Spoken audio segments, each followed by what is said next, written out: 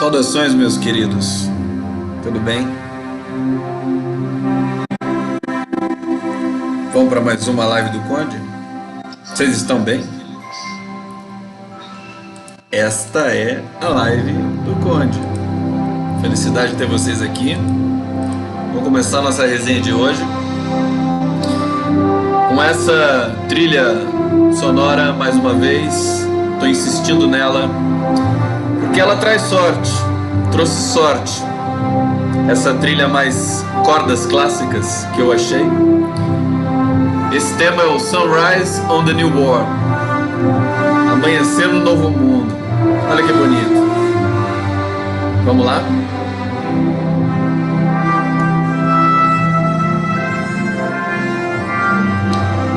Vamos comentar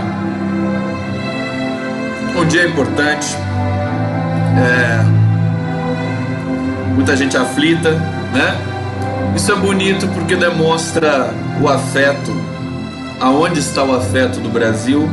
Aonde está o carinho, a preocupação de todo o povo brasileiro com o Lula? Aliás, eu diria assim, né? Cadê o povo? Sabe aquela pergunta que as pessoas fazem? Cadê o povo? e eu adoro o mineirês, né? Onde vocês estão? Onde vocês estão? Mas cadê o povo? É interessante. Cadê vocês? Cadê o povo? Cadê meu coraçãozinho? Olha que bonito. Porque a gente tem de se reidentificar com o povo. A palavra povo é importante. Tribunal do Povo. O Supremo tinha de mudar esse nome horrível do Supremo Tribunal Federal. É o nome que induz ao erro, que induz à prepotência. Deveria ser o Tribunal do Povo, que é nós que pagamos aquilo lá, tá certo? Aquilo lá, todo o poder judiciário brasileiro é bancado por nós. Inclusive é um dos poderes judiciários do mundo mais caros do mundo, né? Mais desproporcionais, mais abusivos. Poder judiciário brasileiro. Então, eu acho que nós não podemos ter medo de sermos povo. É de ser povo. De novo. Ser povo de novo. Dá um slogan isso. Olha o meu Lula livre aqui. Também deu sorte o meu Lula livre dobrado. Ninguém pode falar que não.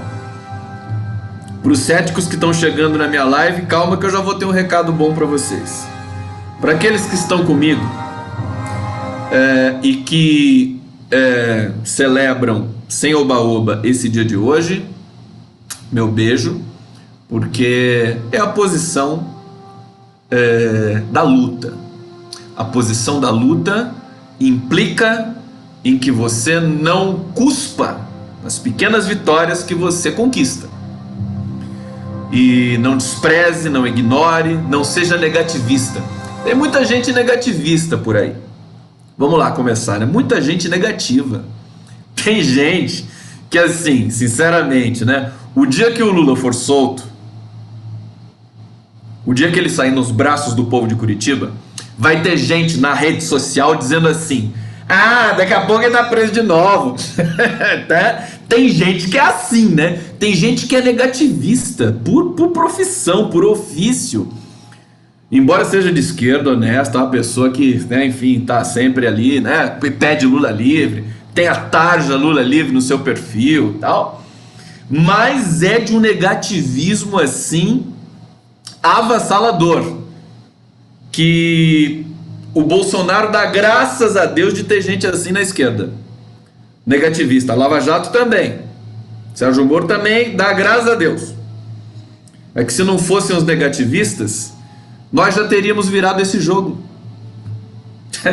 Se não fossem os céticos, aqueles supostamente racionais, que acham que tá tudo perdido, que a Lava Jato devastou e o Lula vai morrer na cadeia, né? Muita gente dizendo isso. Tem muita gente que diz todo dia isso, da esquerda, que o Lula vai morrer na cadeia, com uma espécie de despeito, tentando, sabe, acho que simular algum tipo de alerta. Mas a pessoa fica lá paralisada dizendo isso. O que adianta? Não adianta nada. Eu já disse aqui algumas vezes, se você acha que nada vai adiantar a sua esperança por um Brasil melhor, que tudo isso é ilusão,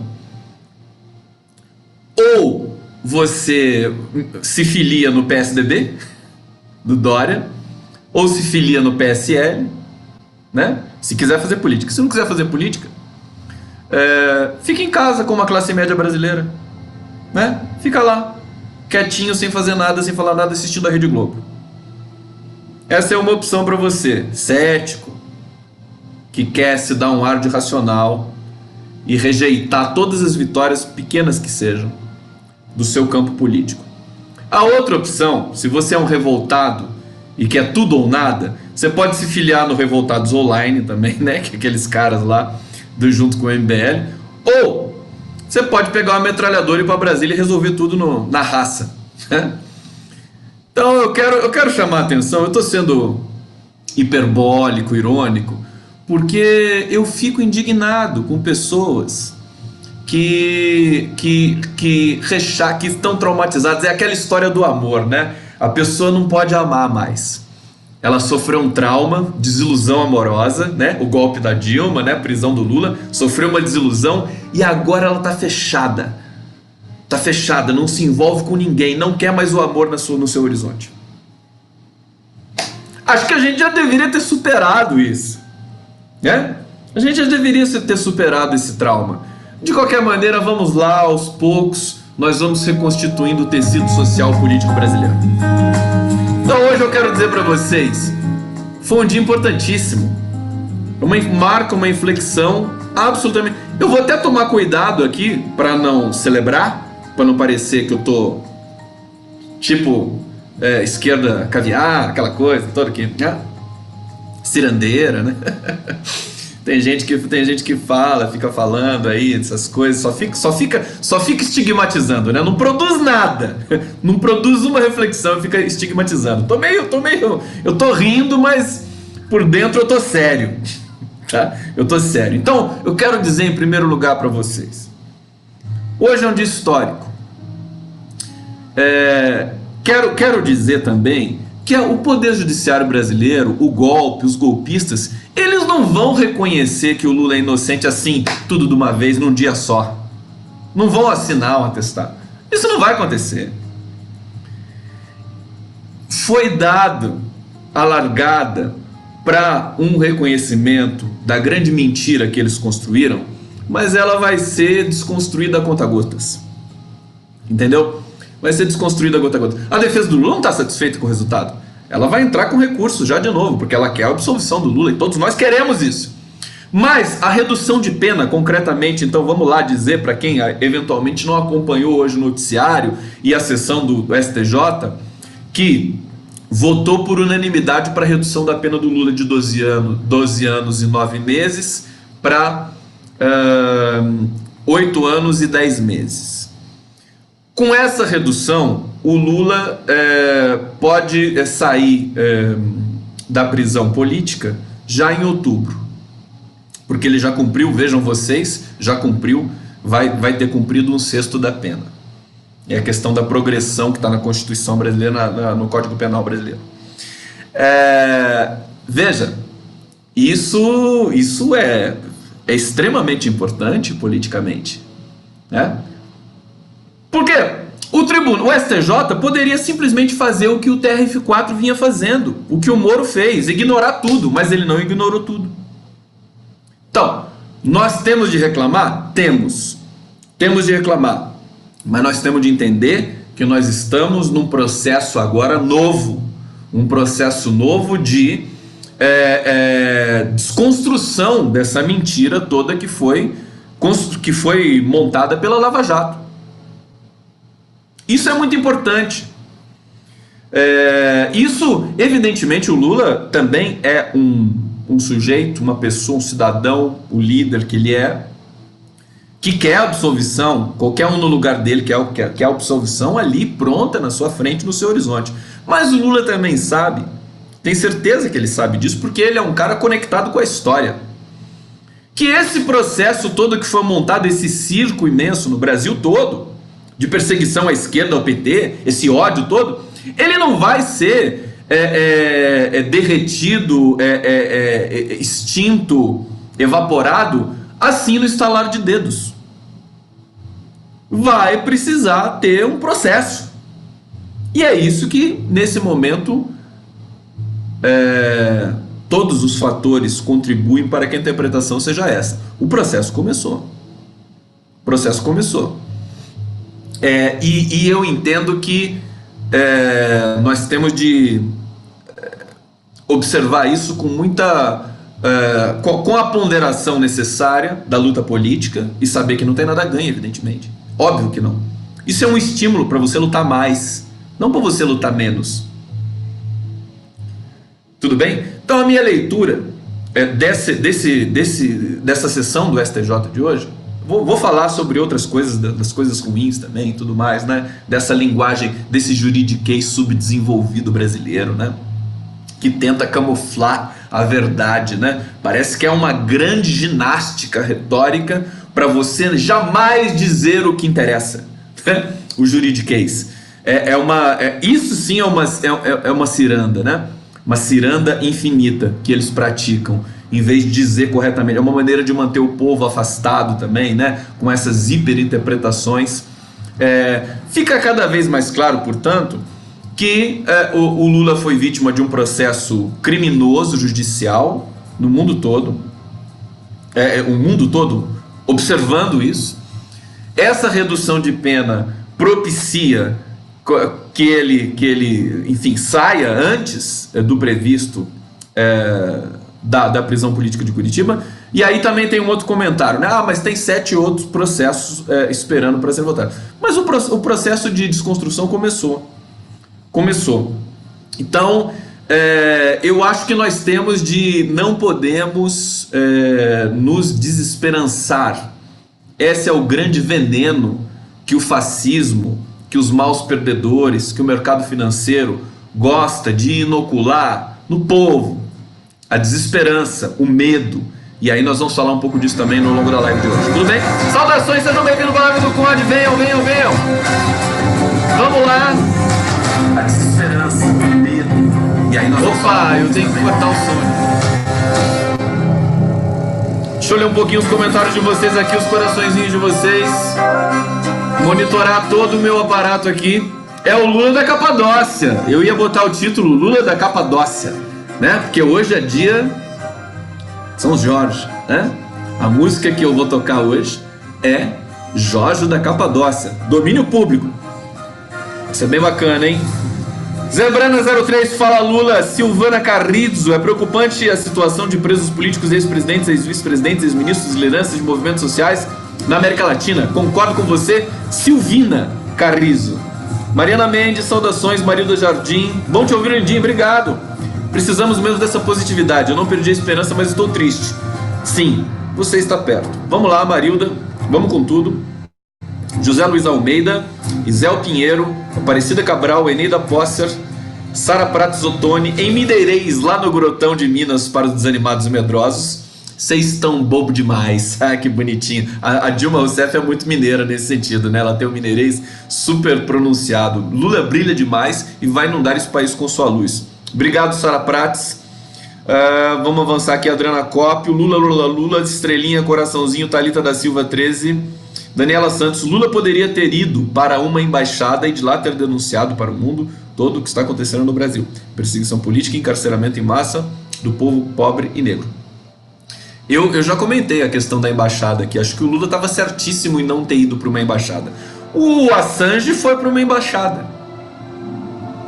Mas foi do Equador, querido.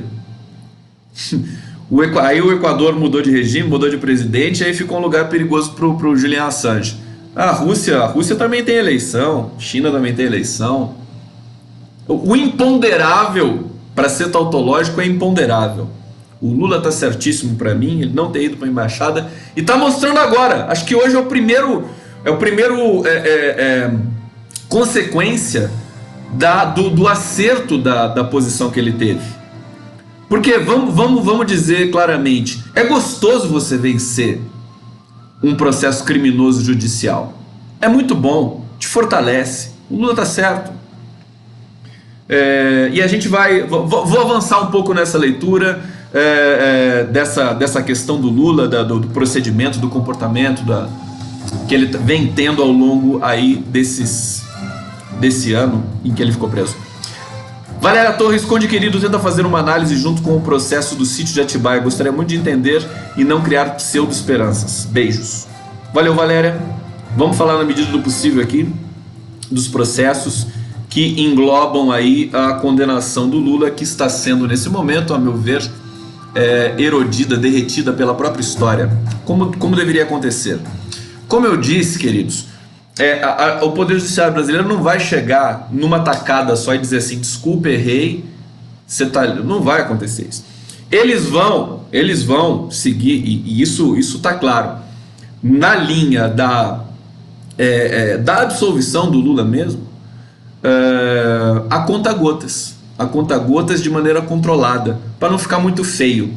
Hoje eu disse algumas coisas ao longo do dia, né? Tuitei, coloquei na minha rede social. A mentira, pior que a mentira, é você ter de sustentar uma mentira, né? Você não poder, você fica escravo da mentira. E isso também deve estar incomodando bastante muita gente do Poder Judiciário brasileiro, né? Você ter de ficar escravo de uma mentira. Aí também vem a questão de você confiar ou não confiar no Poder Judiciário brasileiro. Você ainda confia no Poder Judiciário? Muita gente dizendo assim, mas o Poder Judiciário, né? Você vai confiar no Poder Judiciário? Querido, a gente sabe que nós temos muitos problemas no Poder Judiciário. Mas o que está travando? Tem gente falando no Facebook que está travando aqui, mas acho que não é para todo mundo, hein? Devem ser as conexões de vocês. O STF está cheio de problemas, mas eu entendo que o segmento progressista brasileiro não é que nem a ultradireita conservadora, comportamental, que quer destruir o STF, quer extinguir, quer fechar, quer jogar pedra, né? Quer empichar os ministros do STF. Não. Eu entendo que o segmento progressista quer um STF melhor. Simplesmente isso. Quer uma corte que tenha, enfim, que olhe para o país, que olhe para as injustiças que são cometidas num país que é tão complexo, tão desigual. É isso que nós queremos para o Poder Judiciário, é a mesma coisa. Nós queremos a mesma coisa para o Poder Judiciário. Que ele seja... E aí vem uma questão que assim, você vai desacreditar totalmente, então você vai fazer um Estado paralelo? Esse é o grande dilema. Esse é o grande dilema. Nós temos que nos equilibrar. Esse discurso do tudo ou nada, gente, esse discurso do tudo ou nada, ele só favorece o adversário. Esse é o problema, né? Nem o Lula não é assim, né? O discurso do tudo ou nada, ele pode ser estratégico em alguns momentos da história, concordo, momentos mais extremos.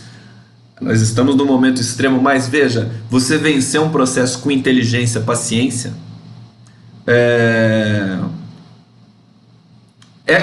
do jogo. É do jogo. Então, o Lula, evidentemente, todos nós queremos que ele seja inocentado publicamente, que se peça desculpa pela violência que se cometeu contra ele. E eu vou ler um trecho de uma matéria aqui, que acho que encaixa agora um pouco nessa nova narrativa que nós vamos ter por aqui, né? Porque realmente é muito importante, depois de tantas frustrações no próprio Poder Judiciário, você ter um pequeno alívio, um pequeno respiro, um pequeno reconhecimento de que a sentença foi abusiva, embora não seja um reconhecimento na completude do ser. Isso é o pontapé inicial para uma resistência, para uma reviravolta nessa questão da condenação do Lula. Então, eu entendo que nós temos de restaurar o país, reconstruir o país. O que nós vamos fazer? Eu acho a pistolagem discursiva, ela está em todos os lugares.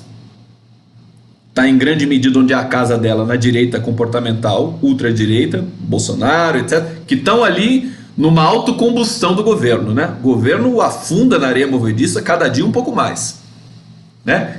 Eu acho que existe um processo também de compensatório narrativo semiótico, que à medida que o Lula vai conquistar algum espaço nos próximos dias, meses, semanas, dias, semanas, meses, político, né? Novamente conquistando alguma institucionalidade. O governo Bolsonaro, os militares, eles vão perder terreno também. Então o pêndulo está assim, né? Agora sim, Lula sobe e o golpe vai morrendo. Agora, nós temos de ter frieza para segurar esse processo, né? Porque se a gente ficar no ceticismo absoluto, não vai ser, não é nada disso, daqui a pouco tá preso de novo, daqui a pouco tá, né? Eu acho até engraçado. Né? Que muita gente que está no campo que deveria ser democrático da esperança acaba alimentando, botando lenha na fogueira no campo do adversário, né? Foi isso que permitiu que a Dilma Rousseff fosse empichada. Esse processo de desacreditar, de não defender o seu campo democrático com todos os defeitos que ele tem. Nós não podemos ter a ilusão de que o nosso campo, que o campo democrático, da esquerda progressista, é imune ao erro, aos problemas estruturais. Mas não é assim. Sociedade não é assim. A Lava Jato, com a sua lógica maniqueísta, com essa história de fim da corrupção, que iludiu aí boa parte da população brasileira, os incautos aí da classe média que foram se manifestar na Avenida Paulista e tal, né? Com as suas camisas amarelas, os manifestoches, também contaminou parte da esquerda. Você contamina estruturalmente na linguagem, a gente passa a ser maniqueísta também. Então eu queria fazer, na verdade, não sei se é um apelo, mas é compartilhar dessa percepção que corrói, né, o princípio da linguagem quase que de maneira irracional. A linguagem, queridos, a racionalidade é um efeito. Então, para atuar politicamente, por isso o Lula é tão importante, você precisa entender como é que funciona a linguagem. Nós somos predadores de sentido. Não tem ninguém santinho nem na esquerda nem na direita nesse sentido. Nós ocupamos espaço através da linguagem. Tanto melhor se essa linguagem tiver uma mínima conectividade com uma realidade factual. Mas nós não podemos esquecer que essa realidade é constituída pelo próprio discurso. Certo? Não existe uma realidade separada do discurso. É o discurso que constrói a realidade. Essas teses aí, inclusive está naquele... Acho que tem parte daquele filme A Chegada, em que uma linguista é selecionada para se comunicar com os alienígenas. É a tese do Sapir-Whorf, a tese linguística, de que o seu... o discurso, a estrutura da linguagem humana que constrói a realidade empírica que você observa, né? A gente pode até em Einstein também entender isso na teoria da relatividade, que o observador muda aquilo que ele observa. Então isso funciona no mundo político também. Nós precisamos lutar por esses sentidos de maneira, enfim, impetuosa, não ficar naquela ilusão, mas que tem as timias, né, as cifras de pessimismo e otimismo, senão a gente cai na armadilha habitual, né, perpetrada pelos veículos de comunicação que detêm o poder financeiro. Beleza? Bom, vamos lá. Eu quero ler um trecho de uma matéria para vocês, está conectada com esse dia de hoje, que é um dia muito importante, e eu nomeei a live como Ressurreição do Futuro, porque e não vamos esquecer, o Lula vai dar uma entrevista. Não está confirmado o dia ainda, mas essa entrevista vai acontecer, né? Eu tinha dito aqui que seria terça ou quarta, todos nós aqui da blogosfera progressista, jornalismo independente, estávamos apostando que seria logo, que a entrevista aconteceria tão logo fosse autorizada, mas eu falei na super live de hoje, existe agora, então temos de voltar às tratativas, né? Para julgar se o momento é adequado, né? Para fazer porque a entrevista do Lula realmente vai ter um impacto muito grande. Então é preciso você ponderar sobre tudo que vai ser dito nessa entrevista. E não vai ser uma, vai ser mais de uma, e a rigor podem ser várias, porque o STF tirou a proibição absurda que faz com que os dois que já estavam, né, os dois veículos, que é o El País e a Folha de São Paulo, que estavam na lista de espera para fazer entrevista, sejam autorizados para fazer, mas outros veículos podem querer fazer também nesse meio tempo, na sequência dessas duas entrevistas. Então, o momento é importante. Veja, vem uma coisa seguida da outra. E hoje é dia de São Jorge. Não vamos esquecer isso. 23 de abril. Vem uma coisa seguida da outra. Então, vamos acreditar um pouco que nós podemos recuperar o Brasil? Importante isso. Eu perguntei aqui na live de ontem, alguém aqui já viu o Lula pessimista? Alguém aqui já viu o Lula de cabeça baixa? Ou a própria Dilma Rousseff? Ou alguém do PT? O PT é conhecido pela sua fibra de insistir e de acreditar no processo político. É um partido político, é uma instituição. Por que nós temos de fazer tudo ou nada o tempo todo? Então, isso é facilitar demais, tá? Então, vamos recobrar um pouco as ponderações sobre o cenário político. Nós estamos num momento bom, a esquerda progressista está voltando a ter um momento bom de protagonizar todo o processo. Amanhã tem um acampamento Terra Livre no Congresso. Nós temos aí movimentos em ponto de mobilização, como caminhoneiros, petroleiros, professores, tá certo? Então eu acho que nós temos de controlar esse ceticismo que muitas vezes aparece, né? Como eu disse, pode ser algo muito realmente tóxico para a gente poder avançar na recuperação da democracia brasileira. Bom, a matéria que saiu na Carta Capital no dia 10 de abril, já faz um tempinho, mas ela voltou hoje um pouco, nesses últimos dias aí, ela foi compartilhada e tal, e ela é muito poderosa. É a matéria do Fred Melo Paiva, e ele entrevistou filhos do Lula, o Paulo Okamoto, que é o presidente ou diretor do Instituto Lula, enfim, amigo de longa data do Lula. E eu acho que vale a pena eu vou ler um trecho da matéria para vocês aqui, porque sabe o que está acontecendo? Dentre tantas coisas, o sofrimento da família do Lula é muito grande. É uma coisa que é muito injusto, né? Que a gente sente, independente de tudo que o Lula fez pelo país, mas também tem tudo que o Lula fez pela família dele, que não foi nenhum tipo de favor esdrúxulo como esses de políticos habituais aí que fazem carreira familiar na política, né? Não, um compromisso espiritual, afetivo com a família. E a gente vê, e a gente sente também esse sofrimento. Nós, como brasileiros que admiramos Lula, também sentimos isso. Então vou ler um trechinho aqui, né? Desde a morte de Dona Marisa, filhos e noras de Lula ficaram traumatizados pelo infortúnio e a perseguição. Aí vem o trecho que o Paulo Okamoto diz assim, né? Quem acompanha de perto sabe a dificuldade que eles têm, né? Não conseguem trabalhar, não tem tranquilidade para estudar, os netos são hostilizados na escola. Nós viemos a saber depois da perda do Arthur, que havia também uma hostilização a ele na escolinha. Você vê que coisa desumana que aconteceu com o Brasil, esse festival de ódio que aconteceu no Brasil. Ao condenar o Lula, condenaram a família, diz o Paulo Okamoto. Deviam sair do Brasil, mas quem vai fazer isso com o pai na cadeia?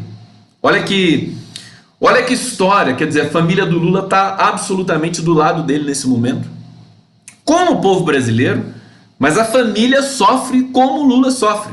Nós também sofremos, né? Mas nós não somos assim, ligados, né, com essa profundidade, digamos assim, afetuosa, evidentemente, como é a família concreta do Lula. E aí o Fred Melo Paiva continua escrevendo, né? Tem um pouco tirão condição para isso, já que atravessam sérias dificuldades financeiras. Não, esse aqui é do Paulo Okamoto também, né? Estão com os negócios à míngua ou tecnicamente desempregados, à exceção da filha Lurian, do filho Luiz Cláudio, que acaba de assumir um posto de assessoria no gabinete do deputado estadual por São Paulo, Emílio de Souza, do PT. Então, gente, essa matéria do Fred Melo Paiva, ela é importante, acho que ela é histórica, e ela é comovente nesse sentido, porque a família do Lula tá sofrendo profundamente nesse momento. E acho que hoje eles tiveram um respiro também, de ver a pena reduzida. Então, repito, nós não vamos ver o Poder Judiciário reconhecer o erro assim de bate-pronto. Eles vão a conta-gotas. Eles primeiro vão reduzir a pena, depois a pressão popular, pressão, todos temos de continuar, inclusive intensificar a pressão. Essa é a senha que a história nos está dando. Essa é a senha. Nós temos de intensificar a pressão pela volta da democracia, que passa pela libertação do Lula. E concretamente nesse momento, em outubro, o Lula pode estar na casa dele em São Bernardo do Campo. Certo?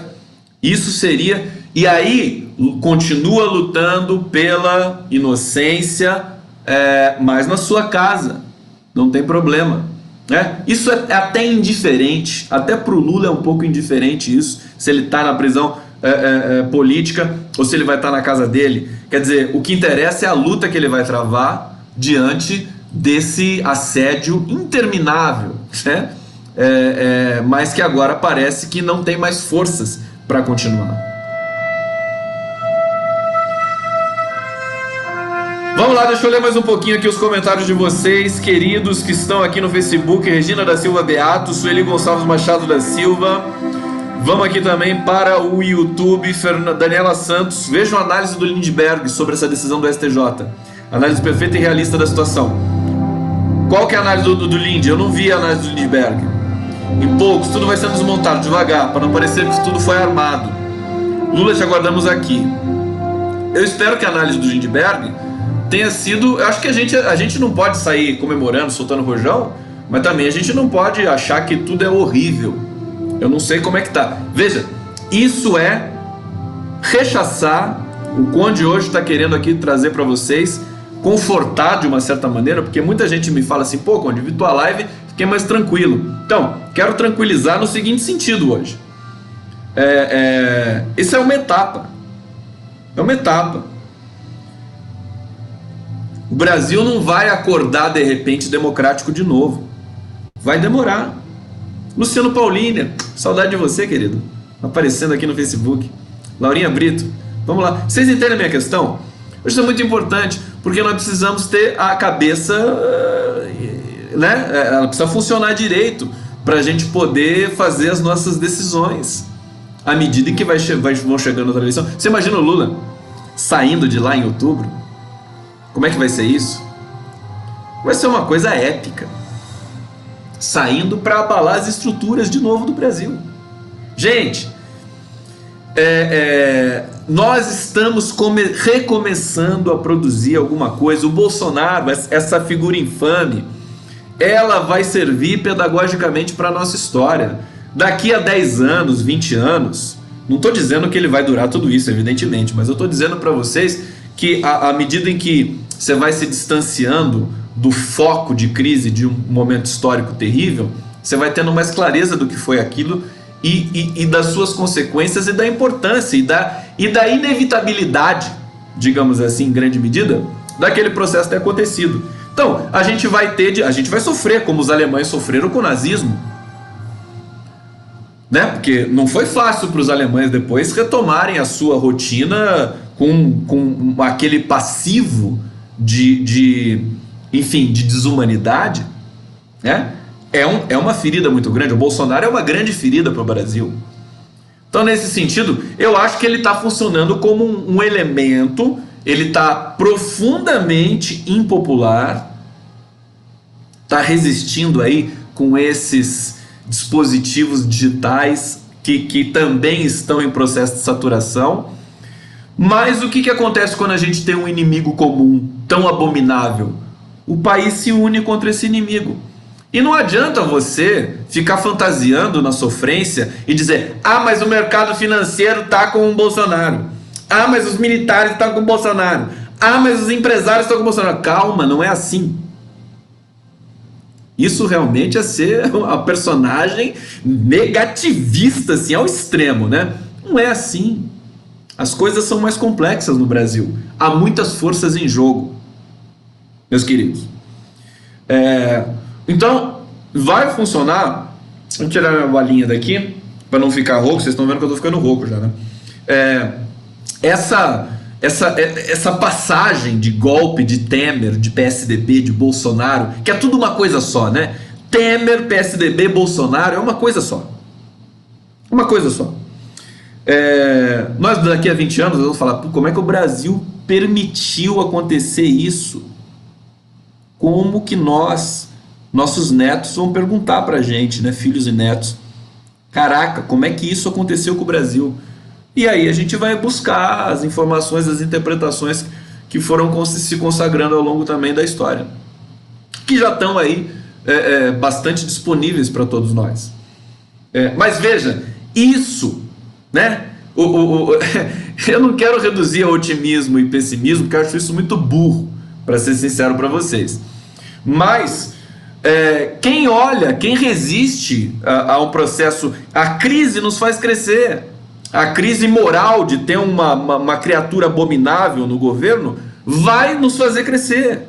Como a ditadura, em grande medida, ela fez com que o Brasil, enfim, produzisse um espírito democrático pós ditadura militar. Não dá para se negar isso. Tudo bem? Então, veja, é um ritmo de luta. Porque se você cair no ceticismo, naquela situação assim de não acreditar em mais nada, da desesperança, realmente você não vai conseguir lutar, você não vai conseguir ficar em pé para resistir ao assédio desses, enfim, dessa classe fascista que se apoderou do país.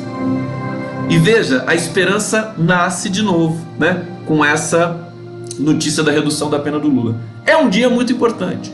É um dia que nós vamos lembrar, né? O dia de São Jorge, 23 de abril. Vou passar para outras questões aqui. Lembrando também da fala do Leonardo Boff na entrevista ao 247, dizendo que a falta de esperança leva ao suicídio e a esperança provoca os conflitos e as mudanças. Eu acho que nós estamos nesse processo de mudança de espírito, para recobrar, junto com Lula, junto com a esquerda democrática, o que a gente veio perdendo ao longo dos meses aí de golpe, dos anos de golpe.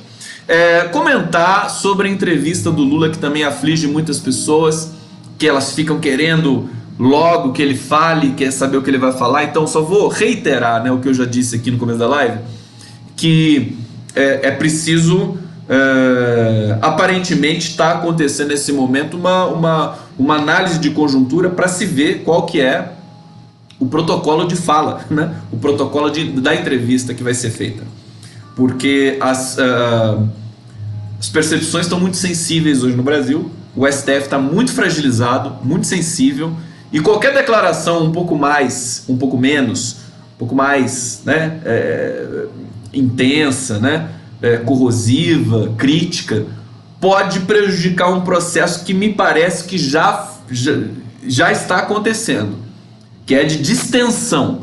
A palavra é distensão. O Lula voltando a participar e muito em breve estando entre nós para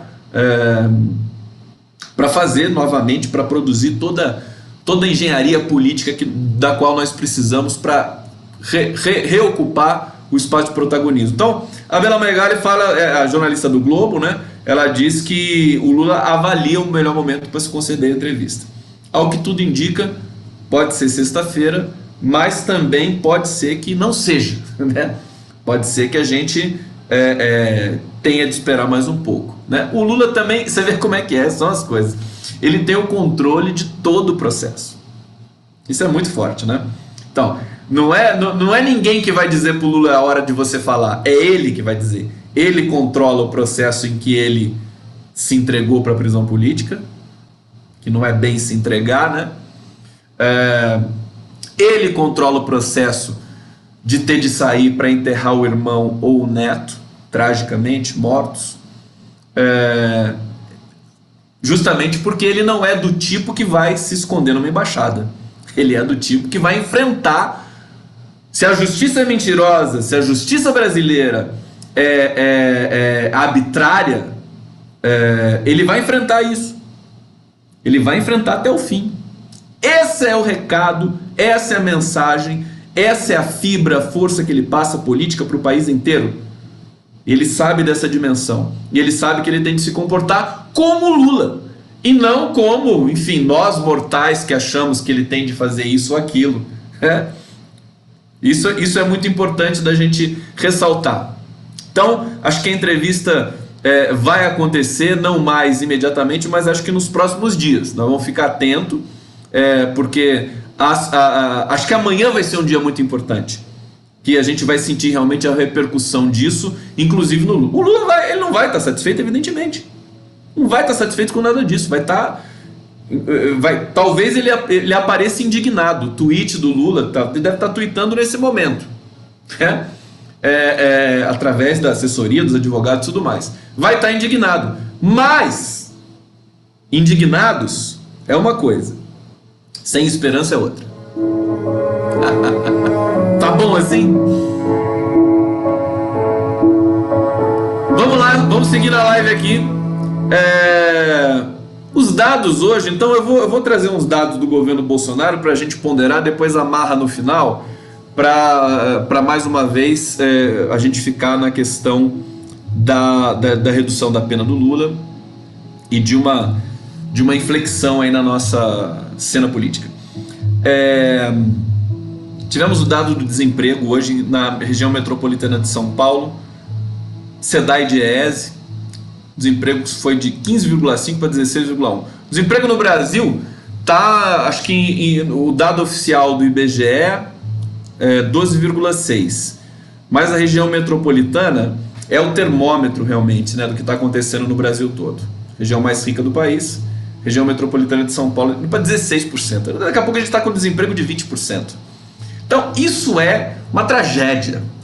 O golpe fracassou fragorosamente. Não conseguiu impor uma governança. A gente percebe como eles realmente só tinham más intenções, não tinham nada guardado ali para mostrar, né? Temer não conseguiu fazer absolutamente nada, mesmo tendo quase que no começo, né, logo que ele deu o golpe e assumiu, tá, o apoio do empresariado brasileiro inteiro, do lado dos meios de comunicação também, todos do lado do Temer. Não conseguiu fazer nada.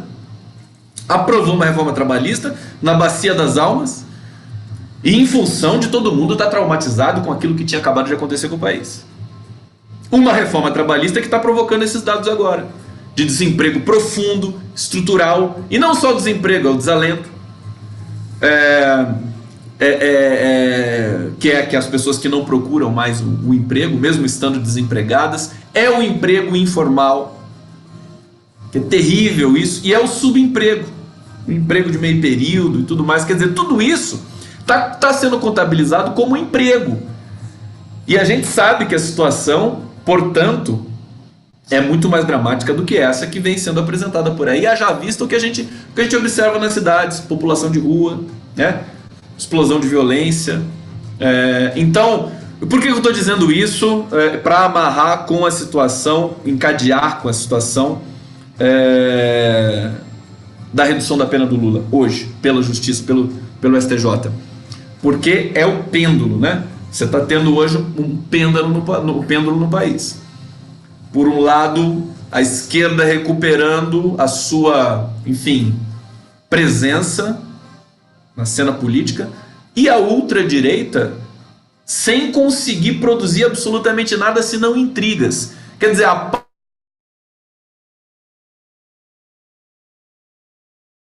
pauta é a briga do Mourão com o Olavo de Carvalho, com o Carlos Bolsonaro. É uma reforma da Previdência sempre numa situação assim difícil. Inclusive hoje está na CCJ lá nesse momento. Se eles aprovarem, enfim, ela vai ser votada e tem de acompanhar. Isso é uma coisa importantíssima também para a gente acompanhar. Mas de qualquer maneira, você vê que quando o Lula aparece no noticiário, as coisas começam a se iluminar. Você começa a ter uma... É justamente a ressurreição do futuro. O Brasil pode começar a pensar em algum tipo de futuro novamente, né? Então a agenda do governo é uma coisa assim catastrófica, né? A briga deles constante, o não ter nada a dizer do Bolsonaro, tudo isso realmente quase que assusta, né? Assusta a gente. Vamos lá. Então não há perspectiva de melhora. Os dados econômicos são todos uns desastres. Pela 8ª vez o Brasil reduziu a previsão de crescimento para 2019. 2019 vai crescer, se crescer, 1%. Acho que nem isso. Tinha muita gente achando que a economia ia se recuperar. Então veja só o tamanho do problema que nós conquistamos para o país, né? Todos nós, né? Porque falar de país, responsabilidade de todo mundo.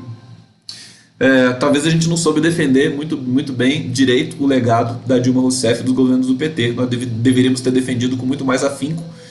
E agora é tarde, mas vai ser feito do mesmo jeito. Que é uma coisa que eu tento fazer aqui quase que diariamente, né? Então temos aí essa disfuncionalidade institucional ainda graçando pelo país.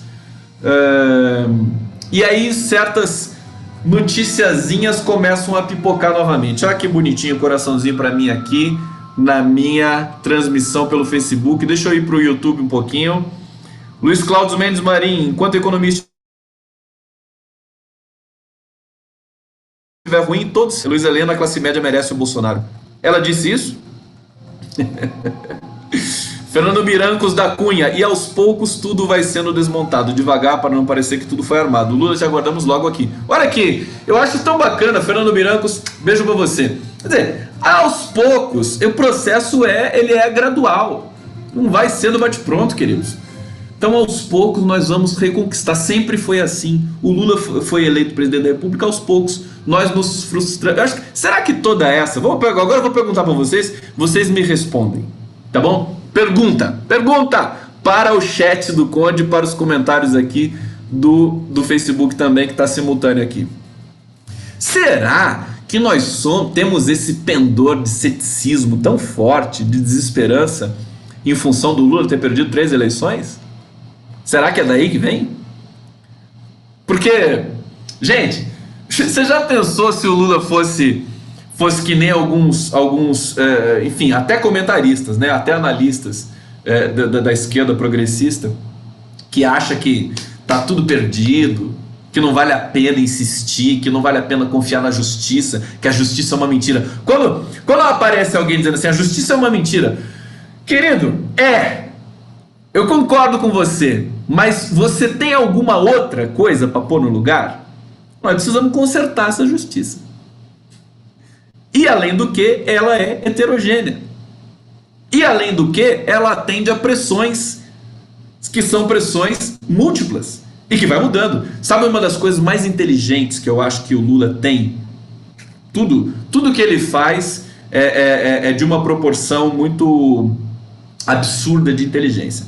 Mas uma coisa que ele sabe, e que nós pesquisadores da área de linguística e muitos pesquisadores da antropologia, não da ciência política, não da economia, mas mais para o lado da filosofia, da sociologia talvez, né? Do lado da linguística é muito forte isso. As pessoas, da psicanálise também.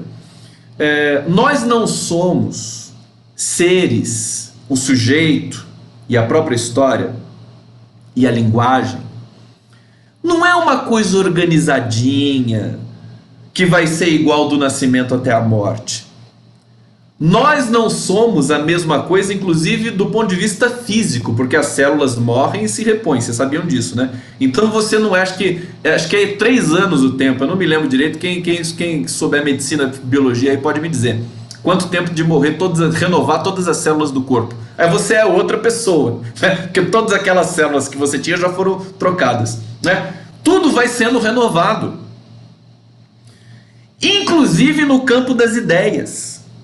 Por menos que você acredite nisso.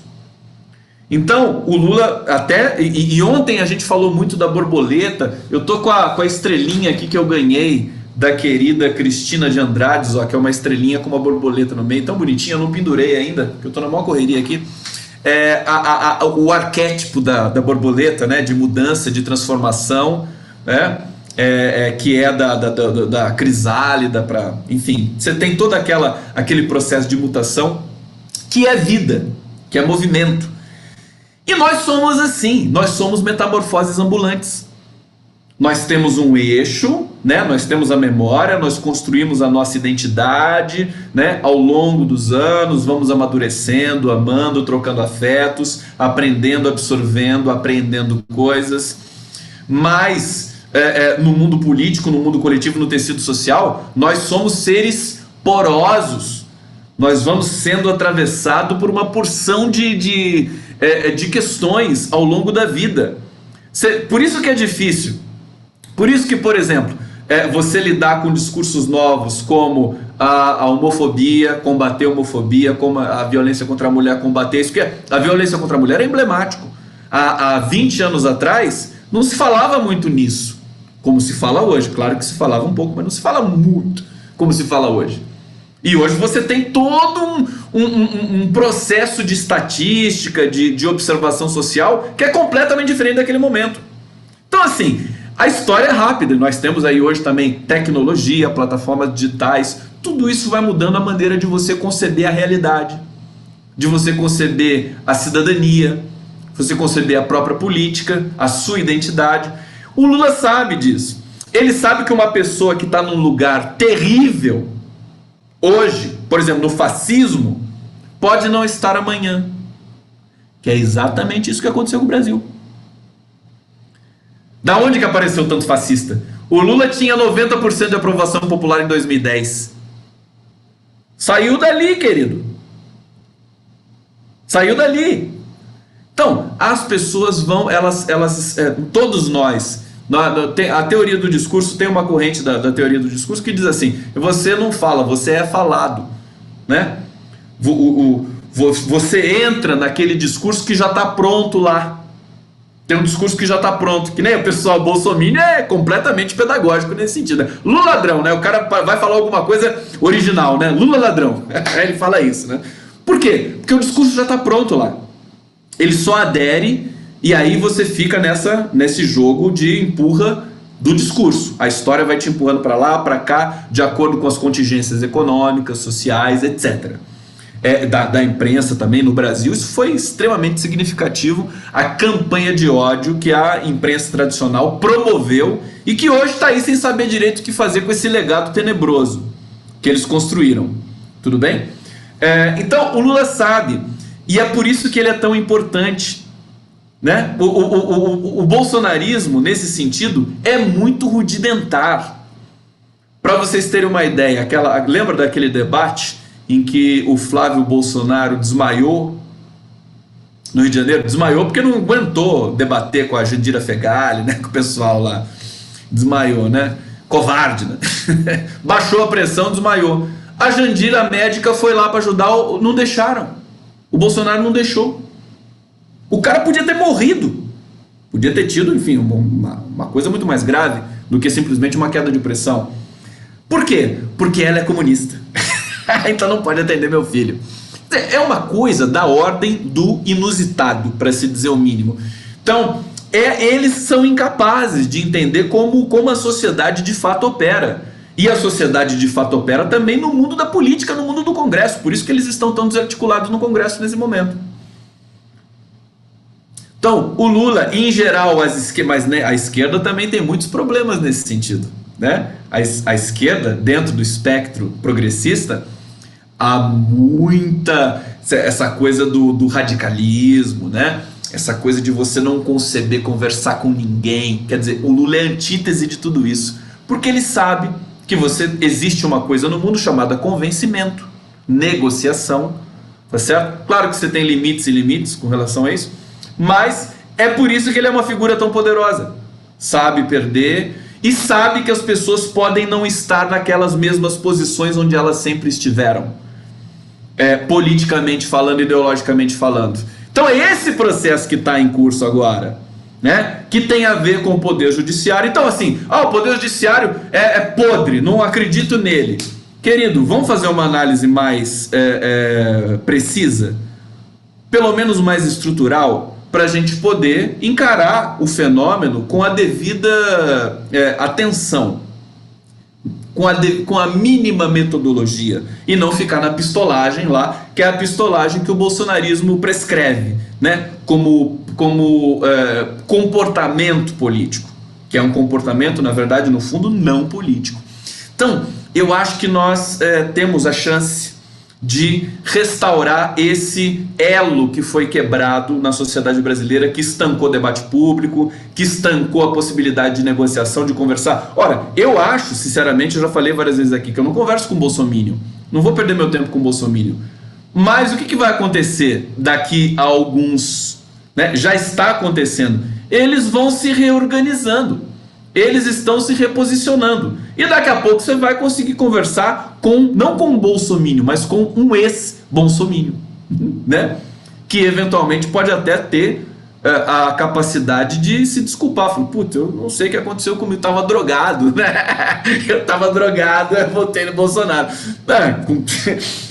Piada a gente pode fazer, né? Veja, esse é o processo. As pessoas vão sair dos lugares em que elas estão, elas vão se reorganizar. Isso, inclusive, dentro do próprio Poder Judiciário. Agora, vamos observar isso. Vamos observar, porque as pressões vão sendo feitas. A esquerda está fazendo o papel dela. Inclusive, a esquerda está lá na CCJ para impedir que seja aprovada o texto da reforma da Previdência. Que a gente já está cansado de saber que não é reforma, é uma mudança. Aliás, é uma questão semântica, né? Questão semântica do uso dessa palavra reforma. Isso deveria ser abolido, deveria ser discutido pelo ombudsman, enfim, só a Folha de São Paulo tem ombudsman, mas do ponto de vista da linguagem, né? Quer dizer, não é reforma. Que coisa absurda, como isso engana, né? No mínimo, mudança, que é um lexema, que é uma palavra que tem mais elasticidade semântica. Mudança, pode ser boa, pode ser ruim, mas é uma mudança. Pra gente ser justo com a própria língua, né? Falar reforma parece que é uma coisa maravilhosa, que a casa vai ficar bonita, uma reforma, o povo acaba entendendo assim. Você acaba violentando demais os sentidos, os discursos que vão sendo utilizados aí na cena conflagrada brasileira. Eu acho que com isso a gente pode ir encaminhando para a música, já está dando 1 hora aqui de live. Vamos lá? Vamos comigo? Cadê minha música? Cantar a Jorge da Capadócia para vocês. Vamos comigo? Deixa eu dar uma olhada no YouTube aqui. Queridos, então vamos lá. Deixa eu ligar a caixinha. Que essa música é pro Lula, né? É o Lula da Capadócia. Não é? O cara que tá segurando essa bronca toda, tá pautando a vida do país na prisão política, e daqui a pouco vai estar de novo aqui fazendo o que ele sempre fez com muita qualidade, que é a política, né? Jorge sentou praça na cavalaria. Eu estou feliz porque eu também sou da sua companhia. Eu estou vestido com as roupas e as armas de Jorge, para que meus inimigos tenham pés e não me alcancem, para que meus inimigos tenham mãos e não me toquem, para que meus inimigos tenham olhos e não me vejam, e nem mesmo em pensamento eles possam vir para me fazerem mal. Porque eu estou vestido com as roupas e as armas de Jorge.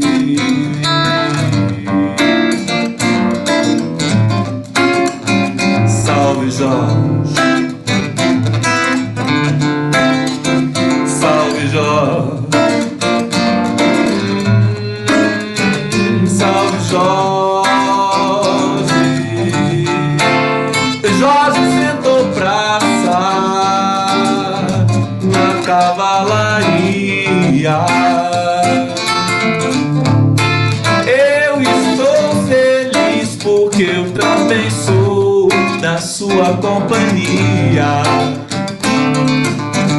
Eu estou vestido com as roupas e as armas de Jorge, para que meus inimigos tenham pés e não me alcancem, para que meus inimigos tenham mãos e não me toquem, para que meus inimigos tenham olhos e não me vejam, e nem mesmo em pensamento eles possam ter para me fazerem mal. Porque eu estou vestido com as roupas e as armas de Lula. Valeu, gente. Essa foi a live do Conde. Saudações a todos vocês. Vamos observar o que vai acontecer com o Brasil, mas eu acho que a gente está no caminho. Nós estamos começando a retomar o caminho da democracia. Um beijo muito grande e até a próxima live do Conde. Valeu, muito obrigado.